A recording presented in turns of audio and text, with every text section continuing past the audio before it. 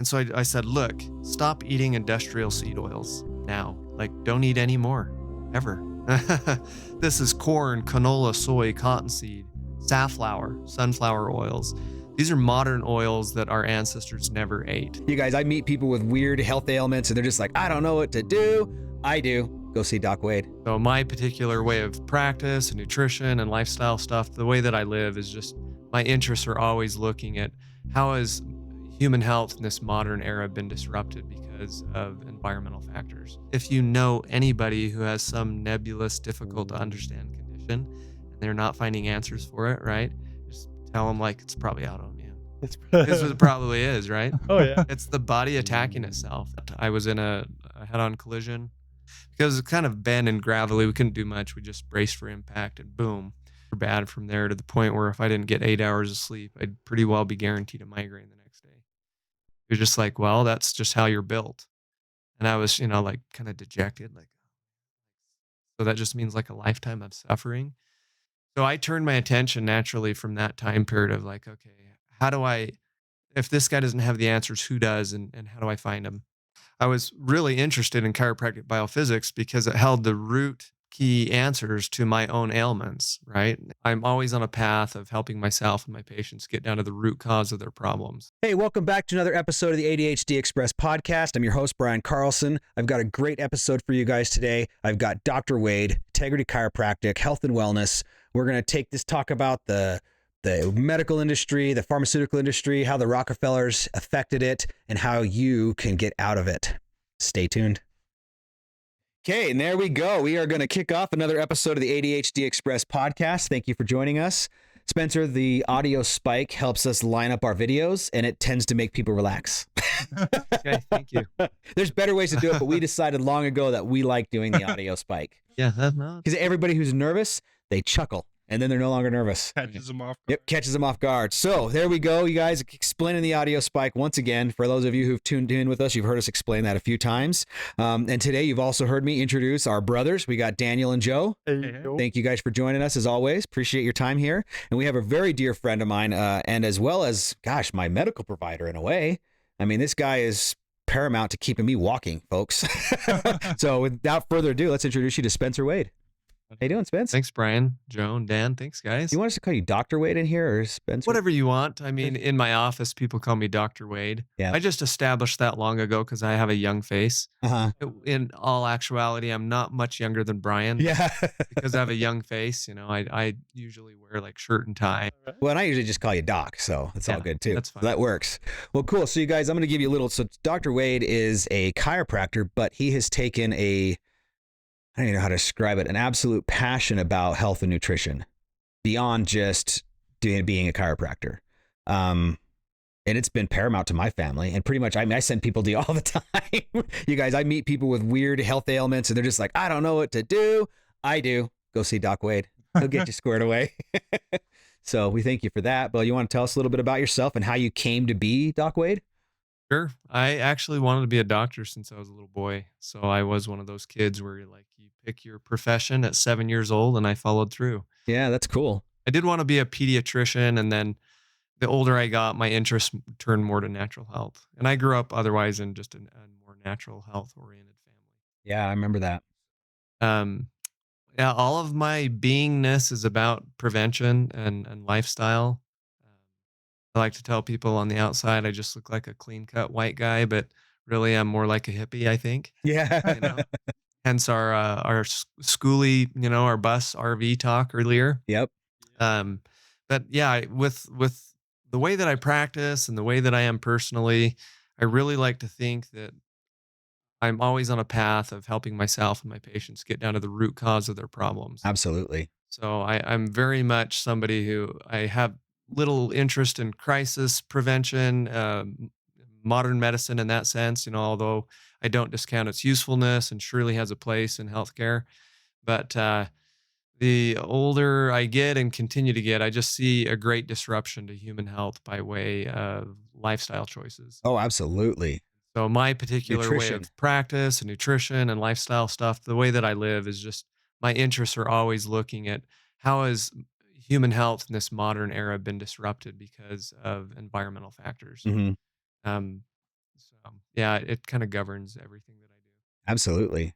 Yeah, and it's kind of switched. So as my time with Dr. Wade has been, I mean, that's kind of like as I've talked about some of the weird things like I don't eat and stuff like that. A lot of that information comes from Doc Wade. As we start talking about, all the different processed foods and grains that just build this inflammation in your body, right? Everybody's sore, everybody's aching, this hurts, that hurts. Like, man, it is so nutrition oriented. It is so once you start purging your body of that stuff, then you go back and you're like, oh, I really want to have that. And you just get sick. It's amazing. I especially feel like when you start taking care or when you do start doing those things that are right and the difference that you feel is astronomical, but it's not I don't know if explainable is the word. I don't know because like when I'm treating myself right or when I'm eating right or when I'm doing things right, I feel healthier, but there's no way to like healthier is a state that you don't hurt. It's the Mhm. lack thereof of pain or their lack thereof of something. But I also know that I don't know. Have you seen a lot of things going on with like I don't know. Technology is the biggest one for me, where people are always on their phones or always messing around or sitting in chairs. Do you feel like that has a huge presence, or is it mostly nutritional? Oh, forward head posture, bro.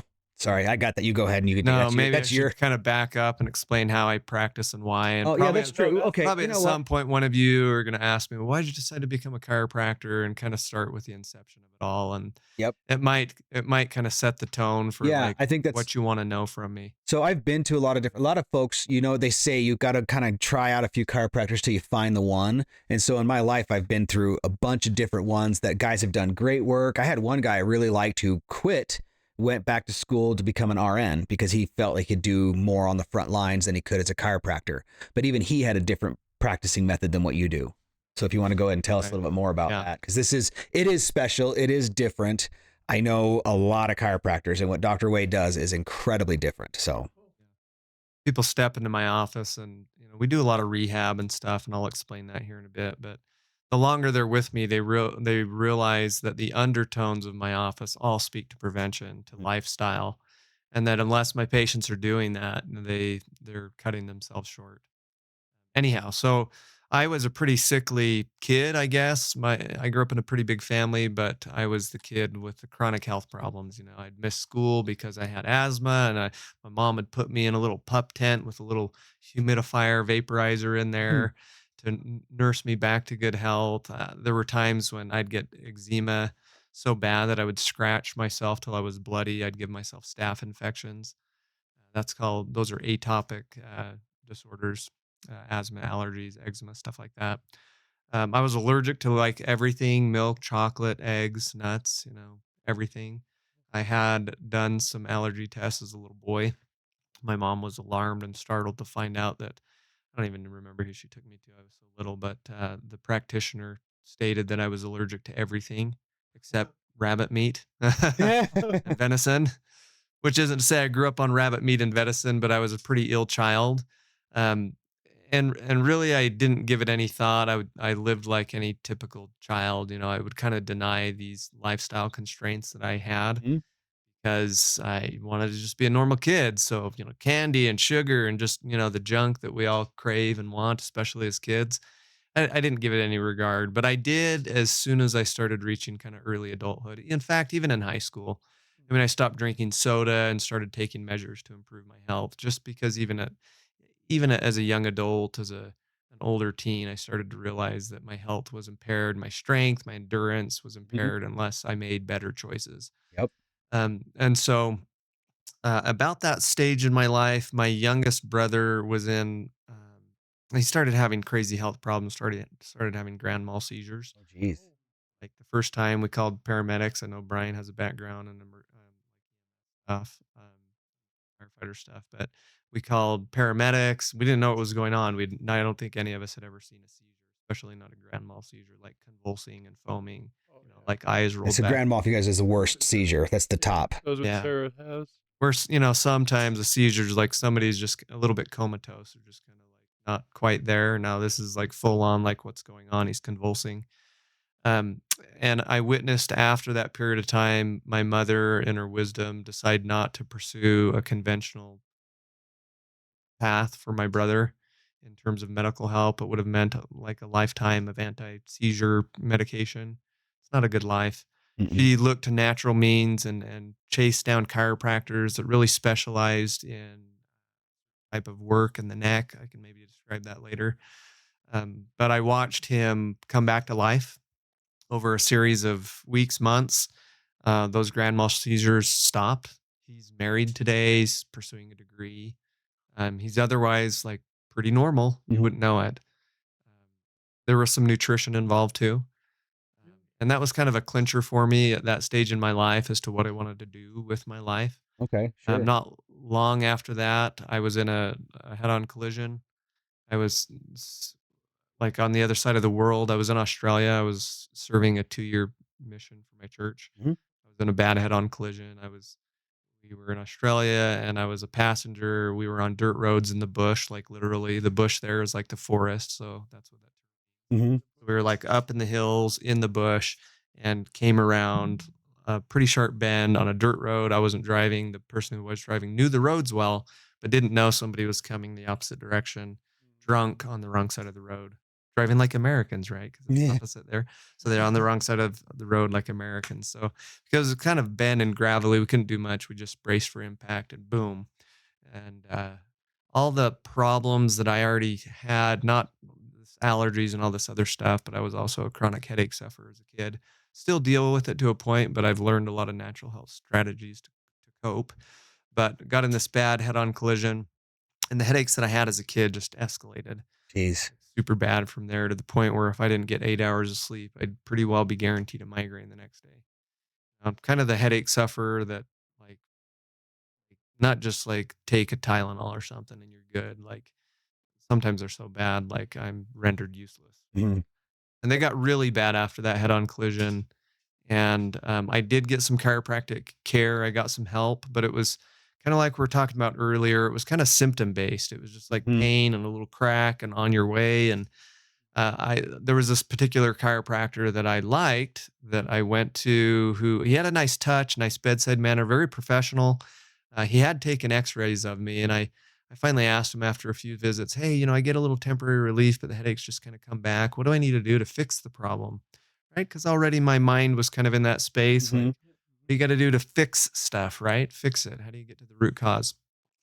And he pulled up my X-ray and showed me my X-ray of the side view of my neck, forward head posture. I Yep. heard Brian mention that, and looked at that, and it was really bad back then. I mean, so bad that now in retrospect, I can go back and look at pictures of myself, back before like digital camera days. This Yeah. was like back in the day and age of like actual film. Kodak. Yeah, 35 and millimeter. so I'd have to like thumb through physical photos, but I found some old photos of myself to see like pre and post, like well before this car accident, and then a few years after what had happened with my posture. And there was a massive deterioration of forward head posture. Anyhow, this chiropractor at the time when I was getting treatment, he said, "Well, you have a lot of forward head posture." I knew enough to know just looking at the X-ray, I can see what you're talking about. And then, of course, I asked him then the follow-up question, like, "Well, what do we do about it?" Yeah. And unfortunately, and no fault of his own, he just didn't have any answers for me. He was just like, "Well, that's just how you're built." And I was, like kind of dejected, like, so that just means like a lifetime of suffering. So I turned my attention naturally from that time period of like, okay, how do I, if this guy doesn't have the answers, who does, and how do I find them?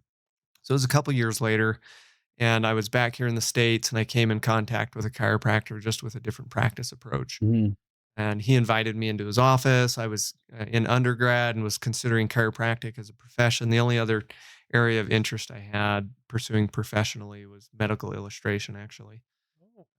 Oh, okay. background in art.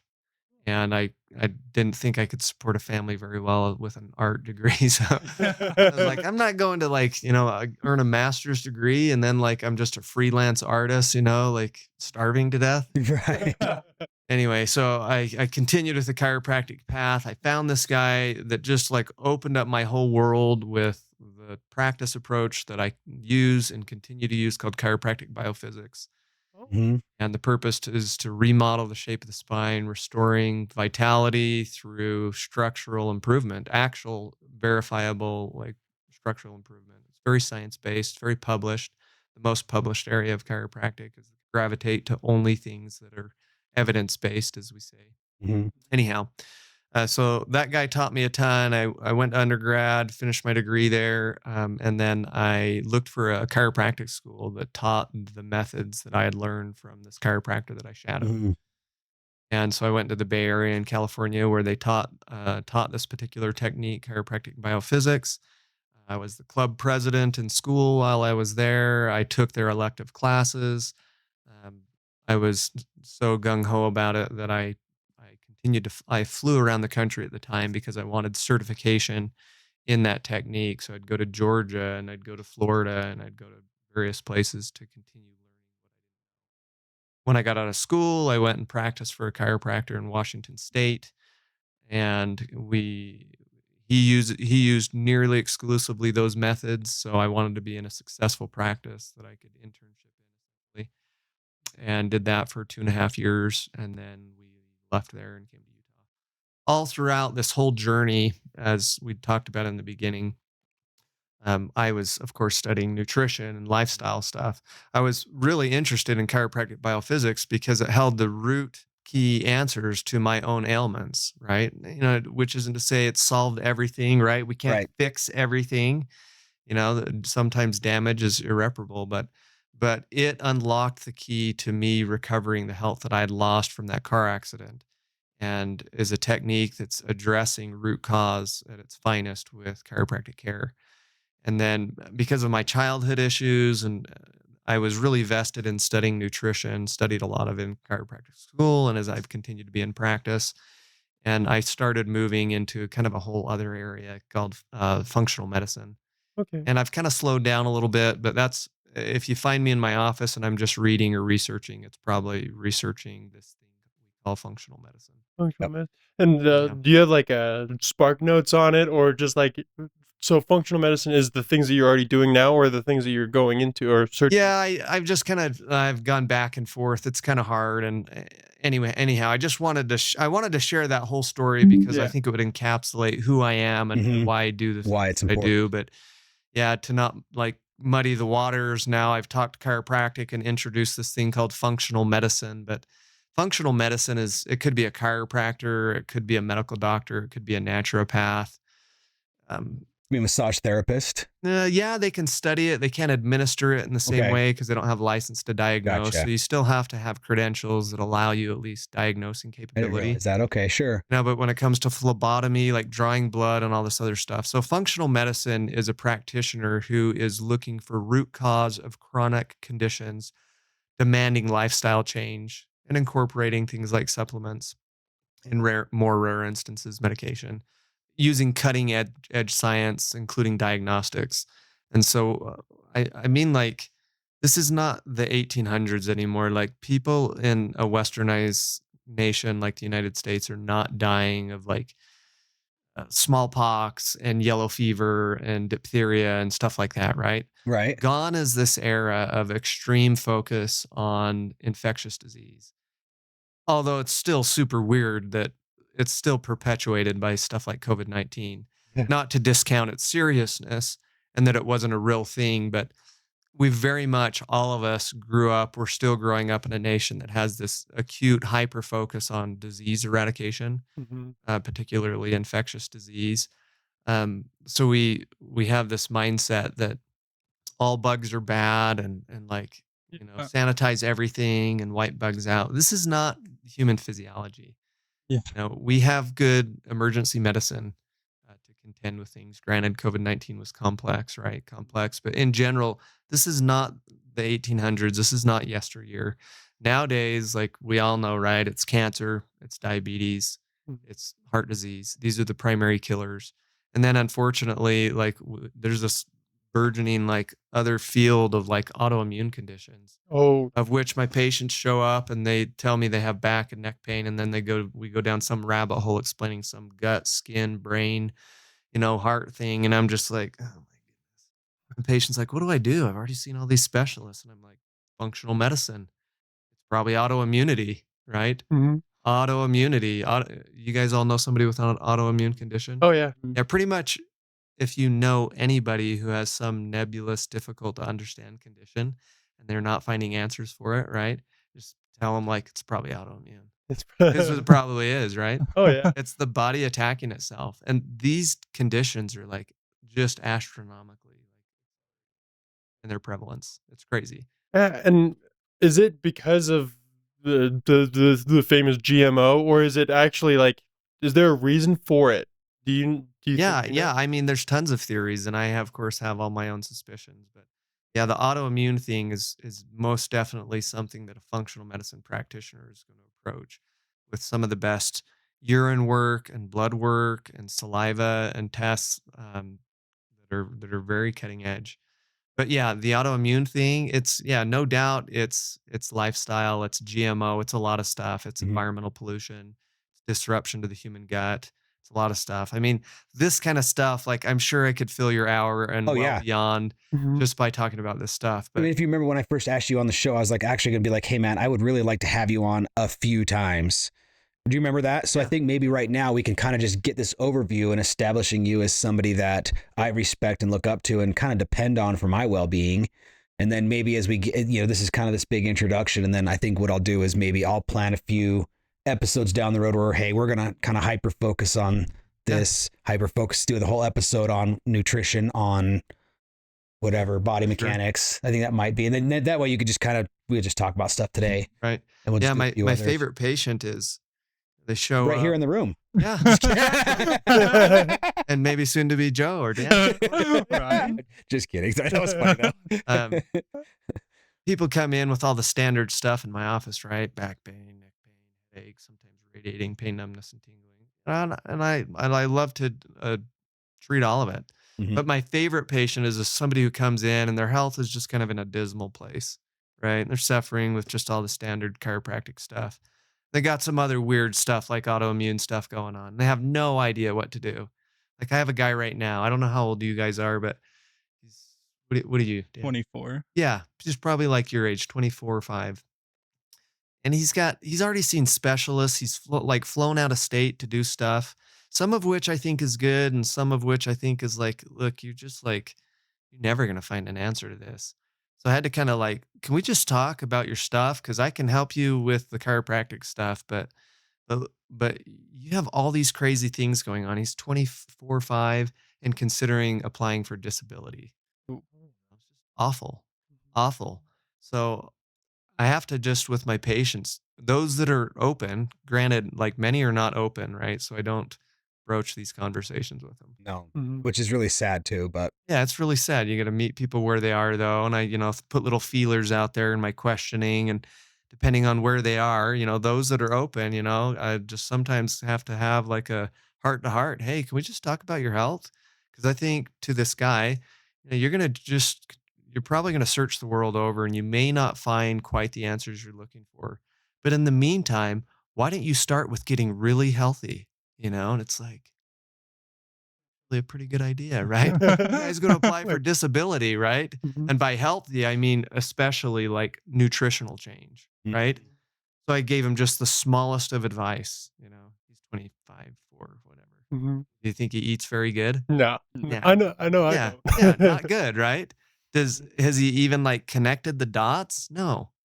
No. Although I wouldn't say this particular person was also an ignorant type person. Mhm.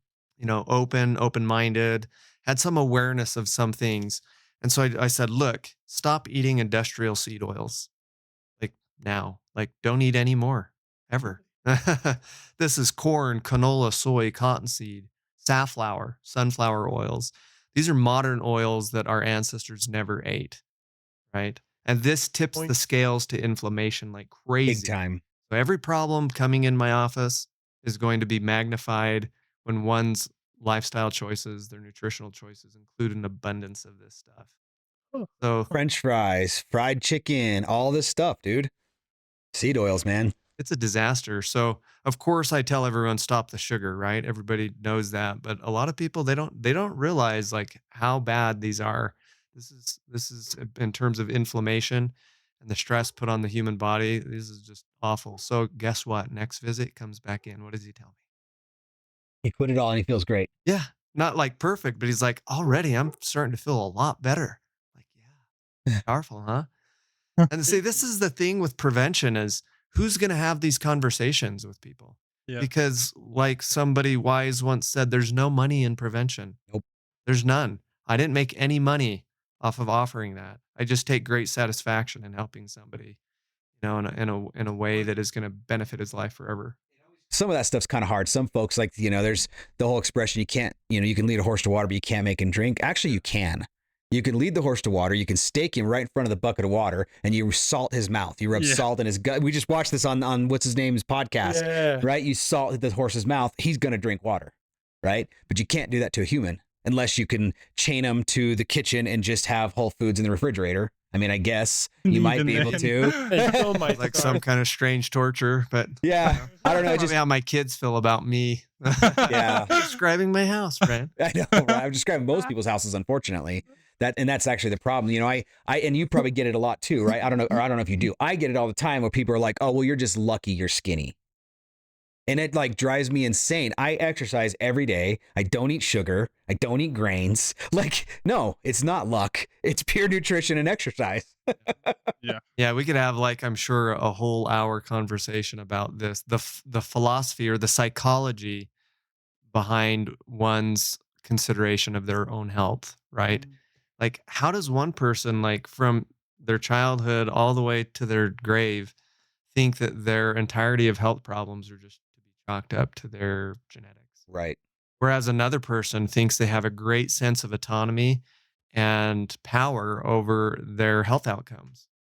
Right. I mean, this is really it. It's it on an individual level, on a societal level, Yeah. Well, and the nation. Like you said, there's no money in prevention or a well populace, right? There is no money in us eating well and being healthy. Everybody's always like, well, is it FDA approved? Who gives a crap? The FDA wants you dead and sick. They want you buying their drugs that the pharma's selling. So like, they're not going to give you advice that helps you be well. They're going to give you advice that keeps you in the pharmaceutical industry. That's the advice the FDA is giving you. Yeah. I mean, the So, like, US has 68,000 chemicals that they allow in all of our products across the board that is banned in every other country. Well, and now that it's coming more, like as I've been looking at this stuff, I follow some people and like it's interesting. There's folks who are basically taking like your Quaker Oats oatmeal, right? And they compare the package in America to the package in Europe. And it's like a third the ingredients on the European product. Yeah. Same brand, same brand, same package, everything, but this the ingredient count. There's all sorts of stuff you can't pronounce that's here to make you sick. So that big pharma can continue crushing it. Yeah. Fraud and deception agency. Right? Yep. Called the FDA, right? Yeah. Oh, I never heard that one. That's Say it again. actually Hey, I never heard that. The Fraud and Deception Fraud and Agency. deception. Dude, that is pure genius. I love it. Because it Gotta is. get a I mean, shirt. it is. Like I meet some of these folks and they're just like, oh, well, my kid's not feeling well. We better go get some antibiotics, And like I have family members who are like that. And those kids are not well, And then I have my kids who, hell, my kids are, half of them aren't even vaccinated. It's so like, dude, and remember like, your kids are so healthy and happy. What are you doing? Regular beatings. The beatings will continue until morale improves. Yeah, it's I don't beat my kids. Our approach to health in the U.S. I mean, we have this free market and free enterprise, right? We have capitalism here, but unfortunately, and with capitalism, we have regulatory agencies, some, but they can't be controlled tight enough to keep people honest. Yeah. When you have a capitalistic society, then you have put 68,000 chemicals in the environment.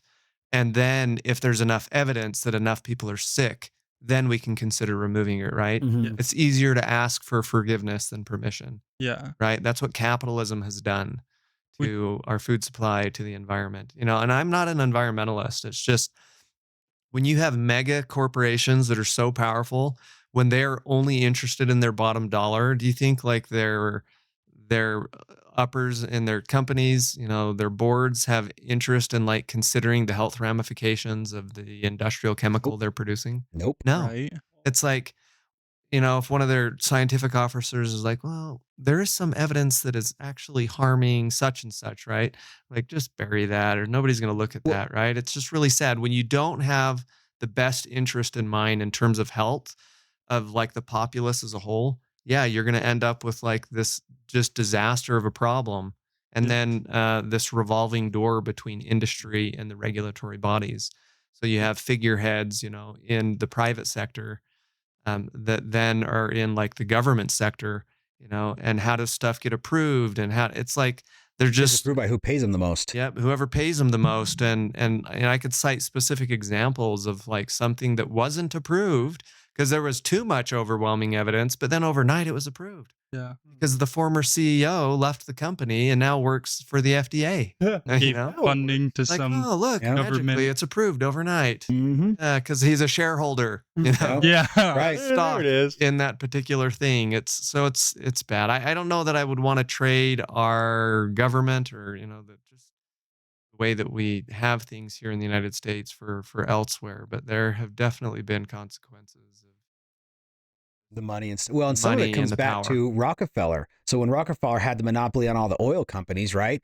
They were trying to shut him down, and so he went and started appealing into the pharmaceutics, started giving money to these universities that do pharmaceutical research, and they tried to get them to figure out how to use petroleum products in the medicines. Same thing with the food. Yeah. A lot of this stuff comes back from these families that are trying to control everything. Yeah. And like, I mean, in the 70s, they packed that Federal Information Act where only 20% of the information on a package has to be true. Right. The rest of it's all bullcrap. And the way that they get around, or like, I shouldn't say get around it, but when they put on a lot of our products in America, if you notice, the weight is in 3 different formats. That's because those count as the 20% of true information they're putting on the product. That's why it has multiple versions of the weight, is to help them add get out. more So then again, filler. right. That's the information filler, right? And then they can have a bunch of bull crap on there. Yeah. I'm glad you brought that up, the Rockefellers. And I am not the ADHD guy, so like I'm usually like trying to connect the dots, right? As like everyone's talking, But I grew up with ADD and ADHD people. But we were talking before about philosophy and mindset kind of stuff. But a lot of it stems from deep history, Mm-hmm. like in the United States and with the Rockefellers. Brian, I think, was citing Abraham Flexner, who the Rockefellers hired to go review the medical schools in the nation, which there were lots of small schools and small institutions at the time. This is probably, gosh, the late 1800s. Um, they hired this guy to go review the schools and review their approach and curriculum and what are the things that they're promoting there. I mean, this is not too probably far after like weird stuff like bloodletting, right? And Yeah. granted, like the pendulum like was all over the place with different approaches.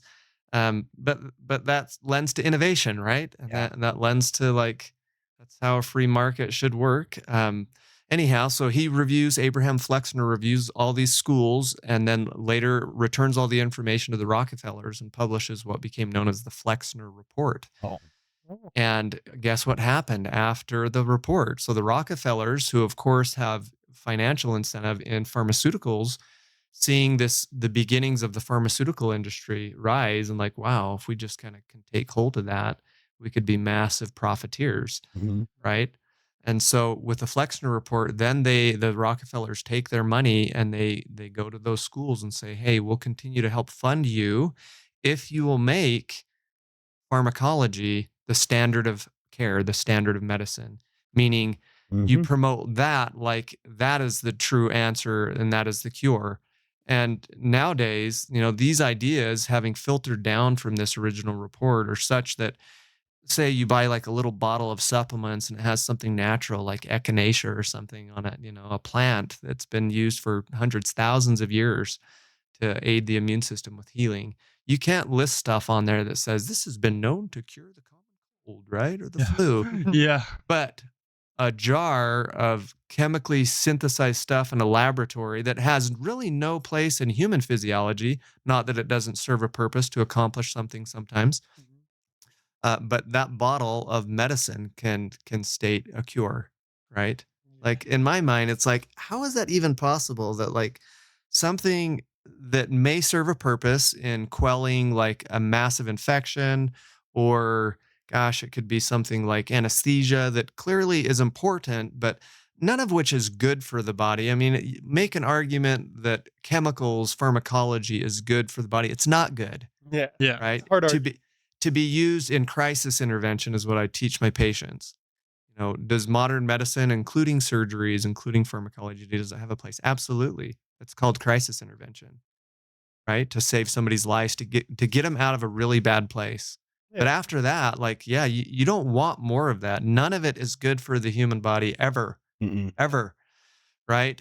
But then to take a natural substance that is known to be compatible with human physiology and state that it has capacity to cure, no, like that's like illegal. And Yeah. that is because the Flexner report established in our nation this idea that pharmacology is the standard of care.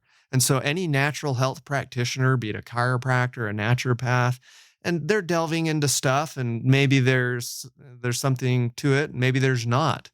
But to make claims about stuff like that, like they're scoffed at, they're written up as like a charlatan, Mhm. and it's really sad. Whereas like in my mind, like how does it get any more like scandalous than, not to pick on any particular profession, but psychiatry Mhm. that is doling out like medicine like crazy to fix like psychological conditions? Like those medicines don't cure stuff. It just muddies the waters and quells a particular symptom, Mhm. maybe, And And creating others oh, and yeah. creating And then others. they give you another medication in to order to treat with fix that. the one Mhm. that they gave you. That's Yeah. So a lot part of with my that. health journey, we haven't really talked about this, but it came from, right, I had the hip injury, had a back injury, had all this stuff, and I got into the traditional medical system, right? So immediately when I show up to the orthopedic guys, right, what's the first thing they did was opiates, nerve blockers, right? Amitriptyline, not amitriptyline. What was the nerve block? Gabapentin, right? To block all the nerve stuff so I can't feel any of the nerve tingling. And then something to help me sleep and something to help me react to the nausea from the opioids. And then and it was just like they were literally loading me up with this stuff. And I think we made it a few weeks before we're like, hang on, this isn't right. And that's when I got back involved with you. And he was like, hey, well, maybe this. And then the doctors, you can't quit taking our medicine. What are you thinking? I highly advise you do not see that chiropractor again. As soon as they said that, I fired those a-holes and I went to the chiropractor. Within what, a month I was walking again. Before I couldn't walk. Couldn't put my foot up off the ground. I was in pain, agony. And within a month of his care and off of the medications, we were starting to make progress. And then I got hooked up with massage therapy between that and you. I mean, I don't want to say I made the 100% recovery, but like we recovered. You recovered a complex condition. Look up compartment syndrome in the medical literature and try to find answers. That's what Brian.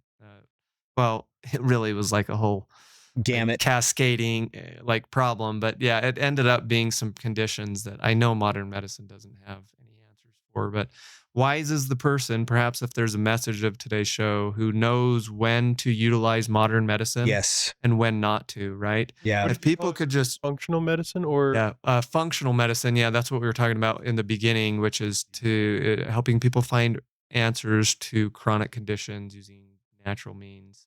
It's essentially just peeling the layers back till you understand what went Mhm. awry and how to correct it in a more natural way. But I wouldn't be alive today except for modern medicine. So I do have the utmost respect for whatever the health field is, be it, an emergency room doctor. There's plenty of specialty professions where it's amazing, and I'm very grateful. It's just, I wish that modern medicine, in, I wish in their training in medical school, they talked about reductionistic thinking. That's what it's called. I mean, especially for a specialist, they reduce the problems that they're dealing with to the part that's broken. Like if you're a kidney person, you're a nephrologist, you're just trying to understand the dysfunction in the kidney, right? Cardiologist, gastroenterologist, it's amazing. But unfortunately, this is not the human body, It's right? very You tunnel you vision. can't like, yeah, you can't like consider a part and not the whole, right? Yeah. So reductionism that this is the approach that they work from has enabled like study of the human eye to the point where like we can do incredible surgeries like a LASIK surgery, right? To change the eye. Like that's pretty impressive. That's amazing. But when you discount the body as a whole, you really can't help people with chronic conditions. So in crisis, like you maybe need some anesthesia, you maybe need some painkillers, you Mhm. maybe need a surgeon, you maybe need some antibiotics, But outside of the crisis, as soon as you're done, and I wish medicine again, as soon as they were done to like well, okay, let's back off here. We need to look at preventative steps. And there are individual practitioners, because I keep my eyes and ears, like peeled in the community, where they throw out recommendations, lifestyle things, diet and exercise, and some basic stuff. But they should know when to like draw the line. Okay, we're done here. Yeah. We're done. Like there's this guy in Salt Lake, there's this chiropractor in town, there's this you need to figure out now how to cleanse your gut, right? How to fix your immune system, how to whatever, because medicine just doesn't do that. Mhm. That's not what they're trained to do. And anyone who like knows modern medicine and their amount of nutritional expertise in medical school is like none, None. because they don't study nutrition, right? Yeah. Oh, They don't. And so I like cringe inside when I have a patient that I make some recommendations for, right? My whole life has been like studying nutrition. Um, both professionally in school and on my own individually. And they're like, let me think about those recommendations. Let me just ask my doctor. And I'm just like, yep. Because the doctor's like, no, take this pill. There's actually there's a modern pop song, and I don't know the name of it, but the catch or the hook. not the hook, yeah, but like the chorus is "My doctor is a drug dealer." Yeah. Right? Give me a pill to make this go away. Do you guys know the song I'm talking? I Yeah. can't even think of what the song is. My doctor is a drug remember what dealer. it's I called, can't, but I anyways. can- But yeah, like that's the whole song. You listen to it, and you're like, okay, I realize it's a catchy song, but it's also like painfully truthful.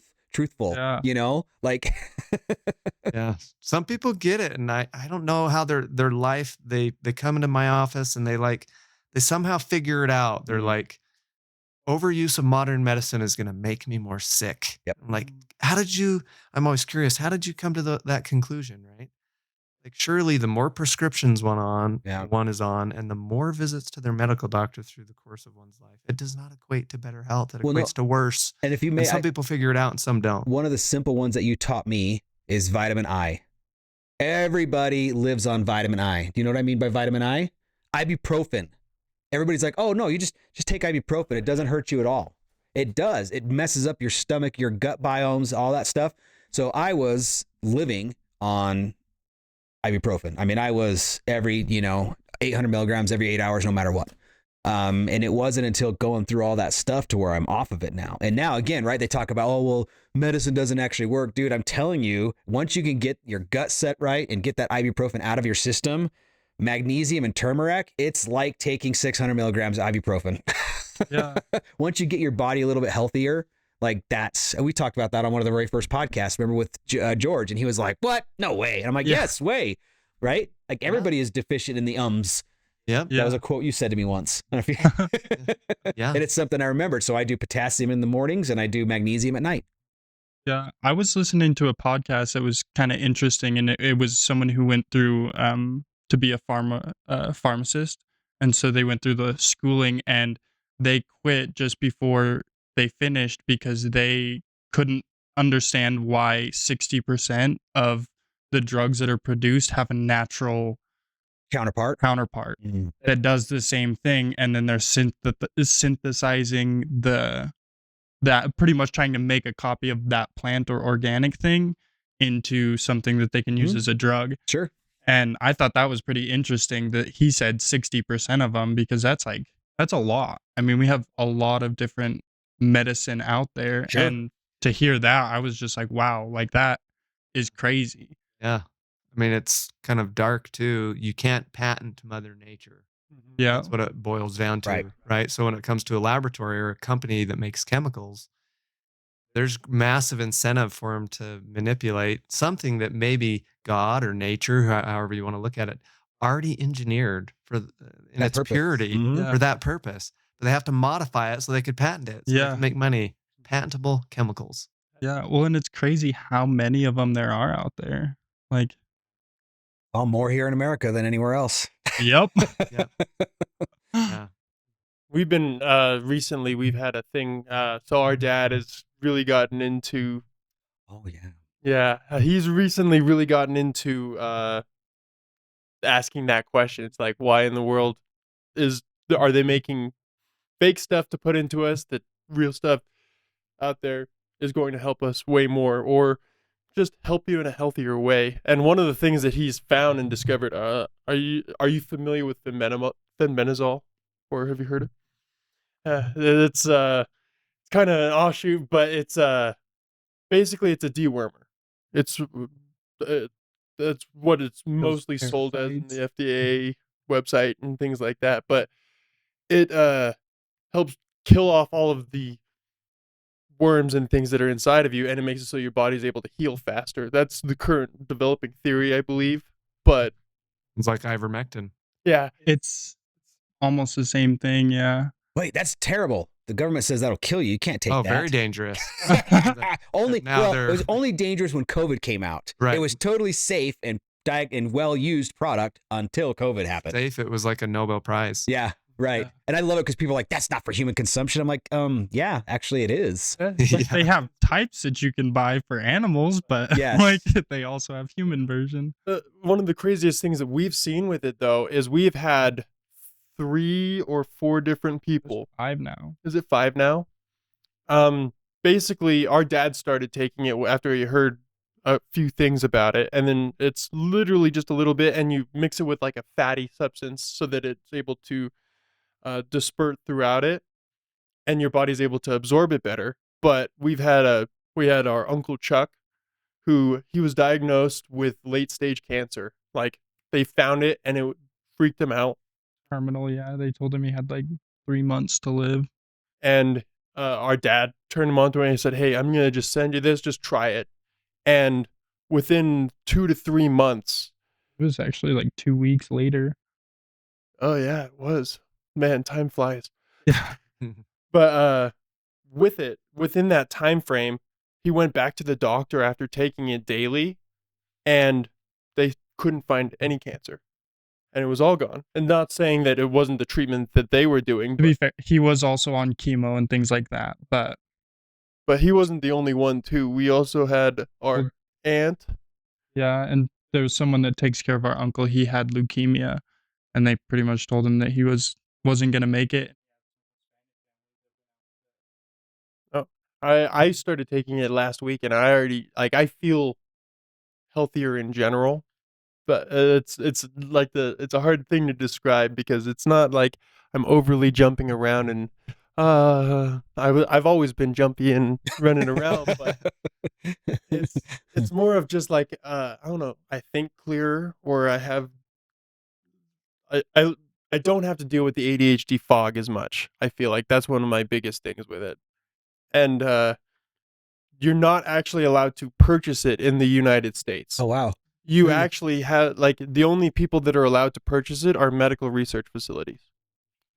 Must not be enough money with that particular Right? Yeah. Yeah, oncology and cancer treatment is a crazy profession. Like, if the efficacy rates of pharmacological agents for chemotherapy were applied to my profession, like, we would not be able to practice. They would say, like, if administering chiropractic care only helped like 15% of the people, 15% of the time, like, well, we wouldn't be reimbursed by Yeah. Insurance companies or anything. insurance companies.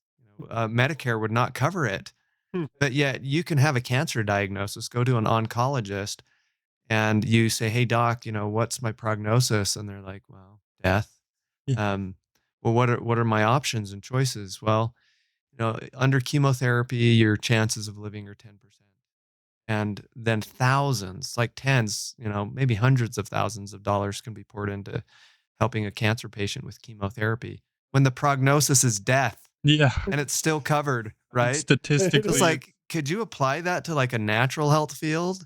Like, right? wait, like people come to get adjusted in your office and only 10% of them like get better. We're not paying you guys anymore. This is ridiculous. Yeah, but not Yeah. How that does way. that even work? Yeah. The The numbers irony don't is work out. crazy. Yeah, it's just crazy. So we just have a populace on the whole that we really believe in medicine and drugs. Well, and that's what's hard is that now that they've been fed this lie so much and so all encompassing that now those of us who don't believe it are the weirdos. Yeah, but it is. It's really a mindset. It's Yeah. pervasive. It's really influenced the nation as a whole. I mean, we just herald like a PhD and a medical doctor and these people who are producing these incredible, forms of intervention as the be all end all. You Mhm. know, they're the authority. Like, oh, like how dare you like speak against them? You Mhm. know, it's like Correct. Yeah. it Absolutely. it's terrible. You know, it's like heresy. You know, you're a heretic. Yeah. That's how like my whole life is, right? Because I know that the chiropractic profession is outside that. You know, we've stayed outside that because again of the Rockefellers and the Flexner report, we've stayed out of funding and government funding and therefore the oversight, which is what continues to create that strange relationship, that dichotomy Okay. Yeah. between chiropractic care and modern medicine. So I think the public in general has a sense of that. They come into my office and they like, okay, chiropractic's not, you guys aren't quite like medicine, and they don't really understand the Mhm. relationship, but they really need to know that we've stayed outside of their funding. And when you stay outside of their funding, they have no pull, right? Right. They can't create regulatory agencies and bodies to oversee what we want to do, Yeah. right? It's been a challenge because we're outside the funding, but it's really what has allowed for these philosophical differences to be preserved in my profession. Uh, uh, Most people don't know that doctor of osteopathy. So there's an MD right out Mhm. there, Mhm. but some of them don't have MD credentials. They have DO credentials. So you can go to like a regular doctor out there, and they're a DO. They're a doctor of osteopathy. And so they went to osteopathic school, which is essentially now the same as medical school, but it wasn't always. Hmm. So this Huh. osteopathic profession used to be similar to the chiropractic profession. In what sense? In the sense that they were excluded from funding from government organizations. And because of that, they've I don't even I can't recount the years. I don't know when this happened, but they essentially opened the doors up to funding from the government. And with that modification of their curriculum and more mainstream Mm. thinking and approaches. So a DO can actually, in some schools, they can still get trained to manipulate the spine, chiropractic adjusting. Huh. Um, and they are supposed to have more training and nutrition, but essentially it's all been diluted and kind of wiped away. And so now this MD credential and DO credential, it's kind of the same, one and the same. Huh. Like years ago, when our first child was born, I wanted to do things right in a Mhm. preventative sense, having our first baby, our son, in terms of how he was born, the things they're going to inject in his body, and all this stuff. So we, by a recommendation from some friends, went and sought out an obstetrician uh, who had DO behind their name, thinking, okay, they're a DO. Yeah. So they're obviously going to be more natural. And we fired her, you know, in a nice way. But it was like, Yeah. oh, thanks, but no thanks. We chose poorly. Sorry, I wasn't speaking into the mic. Right. It's all good. But yeah, we chose poorly by choosing a DO. And so we found somebody else, and of course had a great birth outcome, and continues to raise our son in a healthful way. But the chiropractor profession has not done that. We've not sold ourselves out, and so there's no control over our profession. There's continual effort to, Mhm. and there are actually some chiropractors who want to make more money, and they want to increase our scope of practice to include medicine, to include drugs. It's too bad. Yeah, when that happens, it'll happen on a state level. Like the nation as the whole will like rally to go like, crush those guys, to be some obscure state. Like New Mexico wants to like include pharmacology in their scope of practice. And those that feel like I do, that know that the preservation of my profession has come because we've maintained our philosophical differences, um, they'll rally and like, go down Yeah. and yep. I don't know if they're picketing or what they do, but they use influence. Like, hey, don't open that can of worms. You're just gonna it'll be a mess. Don't sell yourselves short. No, you don't want that, man. More look at what the government did to the gas can. I don't know. Tell Brian. Oh, you don't think so? Like the modern gas where we have to dink with the thing and you spill more gas. They just I've don't heard work? about that. I know it's like inefficient. Yes, the but old way was just a tube. You just poured gas. Now you can't get those anymore. They have to have all those stupid safety things. Like the ones that had the latch thing where you pulled it back and you were able to dump right Yeah, there. just pour your gas, and now it has to. Yeah, you have a. I don't know. They're just weird They have the system where you push it I through. wonder what their motivation was. Right. because somebody spilt gas and got some. I'm sure. Yeah. mentioned something a minute ago that I thought was super, like, it's super true on that. It's about who you go to see, right? Like, I can tell already, like, you have the right philosophy of chiropractic, right? Instead of the one where it's uh, in it for the money. Because I feel like I've met that before, and it's they do a little bit of a correction, and then they say, okay, come back next week, and then they do a little bit more, but then you go there weekly for a year, Yeah. right? I've had that happen before. Uh-huh. Right. And that, like, you can kind of tell. And I think that people just should be cognizant of whether their provider is trying to actually take care of them or themselves. Right. I'm a harsh critic of my Me- profession that way. You know, Yeah. I don't, I'm not going to talk to him, to a chiropractor to his face, his or her face that way, but behind the scenes, they're administering chiropractic the same way modern medicine does. Symptom, a symptom approach, Mhm. a band-aid approach. Yep. And if the person just woke up to that and asked the chiropractor enough questions about lifestyle stuff, oftentimes the patient could gather that the chiropractor themselves is no more into preventative wellness than they are, maybe less so. Mhm. Their reliance on modern medicine, their lack of healthy choices in their own life. And so the chiropractor sometimes, even though they went to chiropractic school, and you would think that they would have adopted kind of this philosophical difference that makes us unique, makes us special. No, some of them, well, I know one of them I know got cancer, and like very quickly utilizing just a normal conventional cancer approach. Like, it saddened me, and maybe not to judge the person.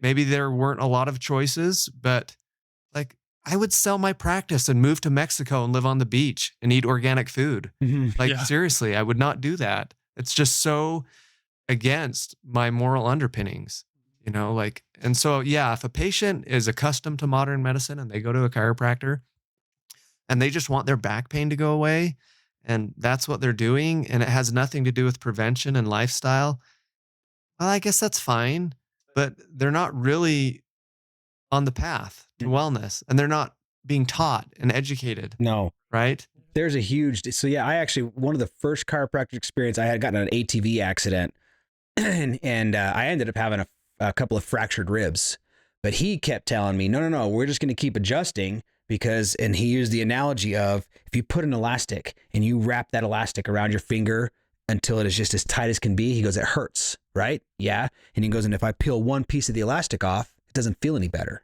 And if I peel two pieces, he goes, it's not until I peel off almost all of them that you feel better. He goes, and that's what we're doing here at chiropractic. And I think I ended up just quitting because I'm like, dude, after 6 weeks of seeing that dude, I didn't feel any better. I had nothing, and I also had broken ribs, which we never x-rayed to find out. So here he is trying to adjust me, and it just like hurts like hell More every pain. single time. And so I finally ended up quitting. Again, I kind of tried a few others. And again, a lot of them are just like, yeah, come see me 3 times a week for the rest of your life. Now Dr. Wade, and I showed it. He's like, here, I want to do this care. We're going to do a certain kind of a care. We're going to do traction, which we didn't even get into talking about some of the different posture correction stuff that Dr. Wade employs. But that's what we did. And we did that for several weeks, 3 times a week. But it got to the point when you're like, okay, now we're going to go to 2. Now we're going to go to 1. And then it got to a point when Dr. Wade's like, Brian, I can't do much more else. He's like, you need to do this at home. He's like, you need to clean up your eating. You need to be exercising and doing these stretches and doing your, all of these things. He's like, I can only do so much here. He goes, most of it's done in your home. Do you remember? I don't know if you remember. That's beauty. No, I do. That was the Yeah, for approach, sure. and that was kind of like, I don't want to. I mean, what the come to Jesus meeting, as people like to refer to it. It was like he just kind of hit me with some hard truths. He's like, you have to fix this. Like, you have to change your nutrition. You have to change the way you exercise. I mean, I bought new mattresses. I did everything. I bought a new car based off of your rec. Because he's like, Brian, I passed you in the intersection, and you sit like this in your car with your forward head posture. It was the Fusion, the bucket seats. That's where the Forester came from. Yep. Right. I was really proud of him. Yeah. Like, that's Brian. Those things matter. Yeah. So. And now I don't have those issues that you were treating me for are gone. Right. 100% gone. I dealt with that since I was that 4-wheeler wreck when I was 18 years old until I was probably 40, maybe 38. Cause then that's when I started fighting again, getting into martial arts, which was don't do that. Even if you win the fight, you still take an ass whooping. Yeah. I think most chiropractors in my profession, they in their own mindset, they're trying to be preventative and they're trying to talk lifestyle choices and health. But then in administration of that, sometimes not so much. I think if they're trying, I don't really have problems, if they're trying. It's just when I can see behind the scenes how that chiropractor is living their own life, they're like a Mountain Dew or Dr. Pepper addict and grossly overweight and just I just think in my head like how or why are you a chiropractor, right? Like not everyone has to be like as extreme as me, right? All my kids are born at home and you don't have to be like that, but you at least have to be trying. You have to be helping your patients try. It's been said that a patient never gets any healthier than their chiropractor, right? And I kind of believe it. As Interesting. soon as I stop being kind of the person who's like, hey, I've discovered this new thing, fasting, or I've Yep. discovered this, whatever this thing is, if I don't have anything more for the patient, sometimes they leave, Mhm. rightfully so. Go hang out with somebody else who has more to give, Sure. right? More to offer. That's important, knowing when to say, "Hey, this is as far as I can go." And that's what's missing in most of the medical profession, I feel. It is. Stepping away. Yep. You're absolutely right. The funny part about what I do, because I've said that there's no money in prevention, I hound education. Every time I have an opportunity to educate, I do. Had a gal come in my office yesterday, young gal, nice, few spinal issues through her life, but her neck went out, right? My neck is like out. I got a crick in my neck. And so I explain what I do by way of prevention, posture stuff, rehabilitation, trying to find the root cause. And then I turned to her and I asked, so do you want to explore this as a potential reason behind your flare up, or are you hoping just for some relief today? So I give him that option just because I figure, well, I can adjust, like anyone else, and maybe she'll come back. Maybe I'll have an opportunity to educate her later. Mhm. She had no neck pain until a week ago, and then poof, neck pain. I slept weird, right? No doubt if I x-rayed her, she's going to probably have loss of neck curve. Sure. She also had like some asymmetry in her low back, Okay. like some scoliotic deformity, which generally, if there's something down here in the low back, then there's a compensating something in her neck. So I kind of explained all these things, and I just turn it over to her and ask her, do you want me to look for root cause with you? Or just kind of want the, pain relief option? I didn't judge her. She's young, right? Mhm. Never had a flare up. I just said, okay, I'm happy to do that. Let's do that. Hopefully you'll feel a lot better. I'm confident she is going to.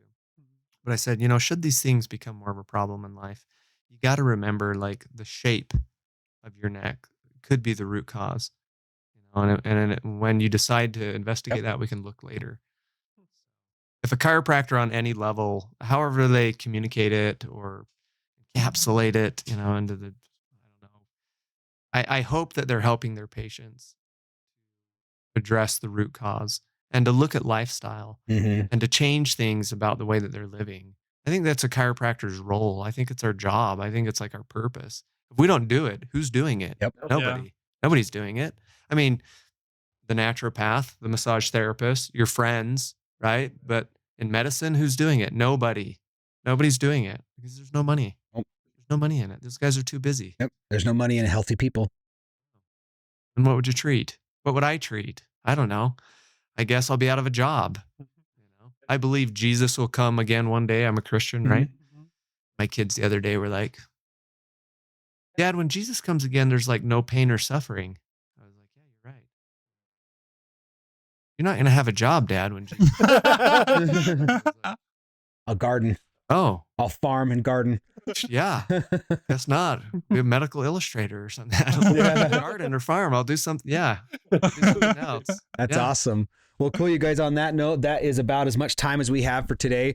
Doc, I really appreciate you joining us. You guys, if you are on a health journey of your own, if you're looking to start your health journey, if you just want to feel a little bit better, man, check out the Integrity Chiropractic website.